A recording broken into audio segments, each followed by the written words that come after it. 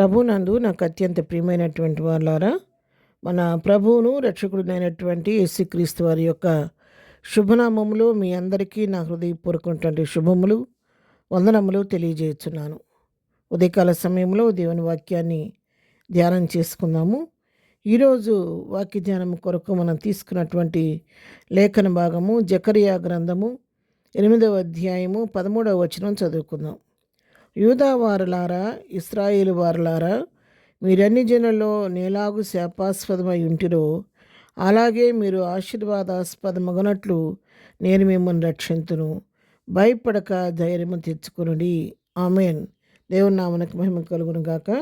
ఇక్కడ ఈ లేఖన భాగాన్ని మనం గమనించినట్లయితే, మునుపు అన్ని జనుల్లో శాపాస్పదంగా ఉన్నటువంటి ప్రజలను గురించి ప్రభువు మాట్లాడుతూ, ఒకప్పుడు మీరు అన్ని జనుల మధ్య శాపాస్పదంగా ఉన్నారు, కానీ ఇప్పుడు మీరు అదే జనుల మధ్య తిరిగి ఆశీర్వాదాస్పదమైనట్లుగా నేను మిమ్మల్ని రక్షిస్తాను, కాబట్టి మీరు భయపడకుండా ధైర్యంగా ఉండండి అని చెప్పి ఇక్కడ దేవుని వాక్యం సెలవిస్తూ ఉంది.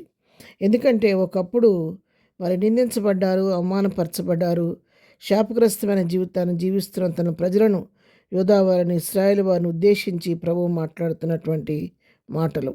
మునుపు శాపాస్పదంగా మీరు ఉన్నారు, కానీ అప్పుడు ఎలాగో శాపాస్పదన్నారో ఇప్పుడు అలాగే ఆశీర్వాదాస్పదంగా మిమ్మల్ని నేను చేయబోతున్నాను.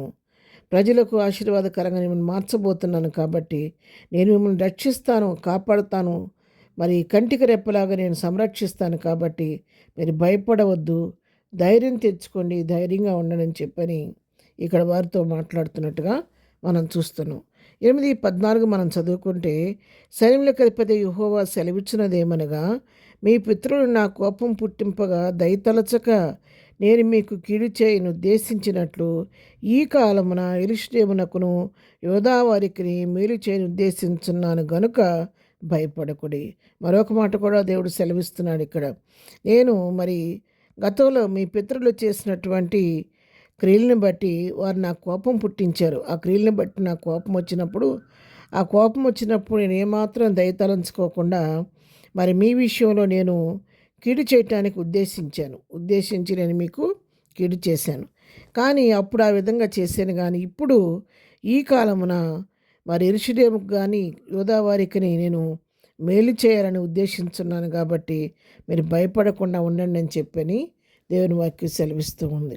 గతంలో పితరుల యొక్క దోషాన్ని బట్టి, వారి యొక్క విధేయతను బట్టి, వారు దేవుని యొక్క కోపాన్ని రేపిన దాన్ని బట్టి, కోపం పుట్టించిన దాన్ని బట్టి, పితరులను బట్టి తర్వాత తరం వారిని కూడా ప్రభువు శిక్షకు అప్పగించాడు. వారి కీడు చేయడానికి ఉద్దేశించాడు, కీడు కలిగించాడు. కానీ ఇప్పుడు దేవుడు పశ్చాత్తాపడి అంటున్నాడు కదా, ఈ కాలమునైతే నేను ఆ కీడును తప్పించడానికి ఇష్టపడుతున్నాను.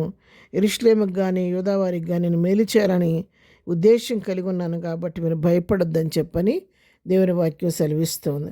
అవును ప్రియులారా, మన దేవుడు కొన్నిసార్లు పరిస్థితులను బట్టి మన మీద కొంచెంగా కోపగించినప్పటికీ ఆ నిత్యము విడనాడే దేవుడు కాదు, నిరంతరము కోపగించుకునే దేవుడు కాదు.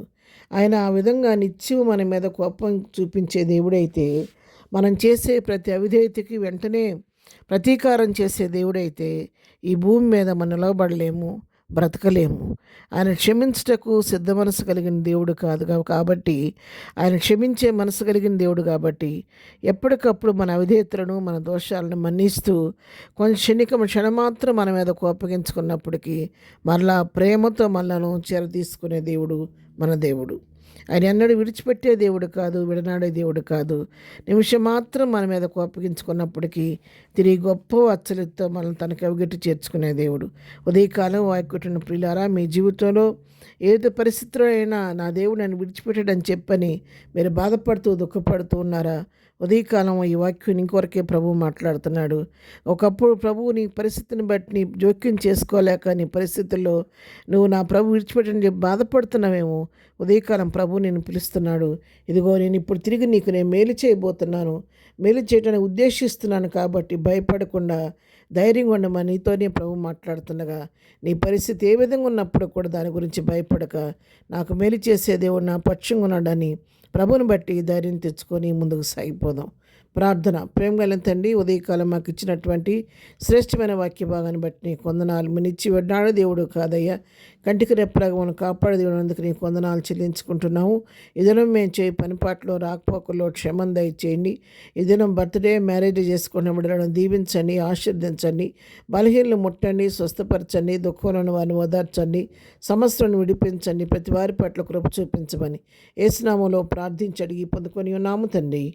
ఆమెన్. ప్రభు కృప సదాకాలం మనందరికీ తోడై నడిపించునుగాక. ఆమెన్.